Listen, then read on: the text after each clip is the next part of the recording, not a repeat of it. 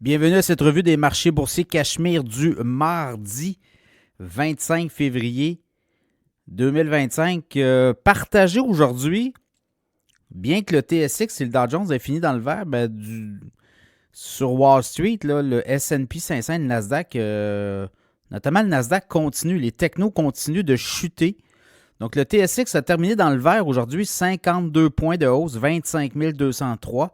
Le Dow Jones, 159 points dans le vert, 43 621.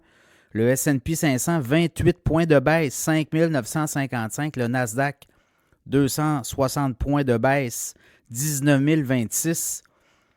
Je regarde le pétrole, baisse de 1,77 à 68,93 US, référence WTI. Ça veut dire que l'essence va continuer à descendre. Peut-être la bonne nouvelle du jour. Ensuite de ça, le Bitcoin baisse solide, 2558 $ de baisse, 88 967. L'or baisse de 39,10 $, 2914,20 $. Rien ne va plus. Alors, si on analyse un peu la journée, c'est de l'inquiétude toujours. Tout ce qui était consommation et commerce au détail et tout ce qui est la consommation quotidienne aux États-Unis, on dirait que les consommateurs ont perdu confiance. Et il n'y a pas de direction non plus là, depuis quelques séances. On avait atteint quand même la semaine dernière, le S&P 500 avait atteint un sommet. Et là, ce qu'on voit, les tarifs, toute cette lourdeur-là que ça amène aussi au niveau des complications à l'interne aux États-Unis. Et il y a de plus en plus d'analystes là, qui pensent que tout ça va avoir un impact sur le portefeuille des consommateurs. Donc, ça donne un coup, si on veut, une morosité. Donc, c'est un peu ça qu'on voit. Pour le reste, on va avoir des résultats financiers demain. Nvidia, après la fermeture des marchés. Nvidia a continué à baisser. Palantir aussi continue à baisser. Là, si on va regarder un peu Palantir, là, je regarde, on a perdu quasiment 3,1% dans la séance aujourd'hui, 87 et 84. C'est un titre qui était à 124 la semaine dernière. Donc, est-ce qu'on va être capable de rebondir? Je ne pense pas qu'on a atteint encore le plancher. Tesla aussi s'est fait brasser beaucoup.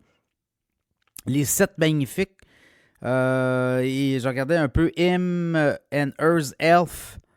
On a perdu aujourd'hui 22,3%, 39,12 en après-marché. Dans le cas de Tesla, les banques américaines aussi se font brasser. Là. Dans le cas de Tesla, on a perdu quoi? On a perdu 8,4% aujourd'hui, 27,73 de baisse, 302,80. Et en après-marché, il rebondissait. Là. Mais on dit qu'en Europe, on aurait beaucoup de...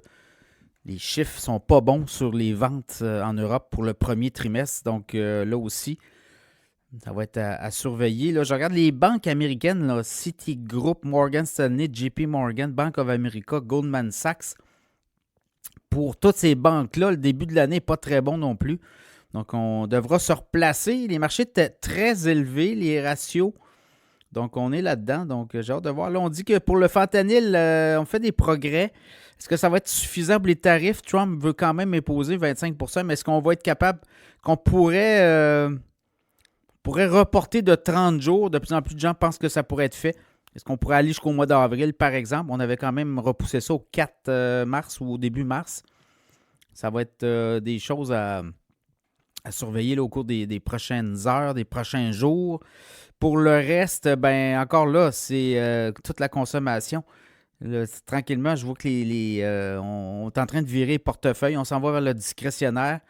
Les chaînes de pharmacie, on s'en va vers notamment les détaillants, mais les détaillants notamment défensifs. Là. Procter & Gamble, notamment, tous les fabricants de produits là, qu'on achète à tous les jours. Je pense pas qu'on parle de récession aux États-Unis, mais là, la Fed va peut-être aussi s'amener dans le débat éventuellement, baisser les taux. Donc, on est là-dedans. Des vents forts. Là, je regardais le VIX, l'indice VIX, qui est un peu l'indice de volatilité, l'indice de la peur. Là. Continue de monter. Je regardais aujourd'hui, c'est promené un peu. Hier, avait atteint les 21 points. Là, on est autour des 19,4, 19,5. Mais je pense demain, là, Nvidia, après la fermeture des marchés, ça pourrait donner un coup.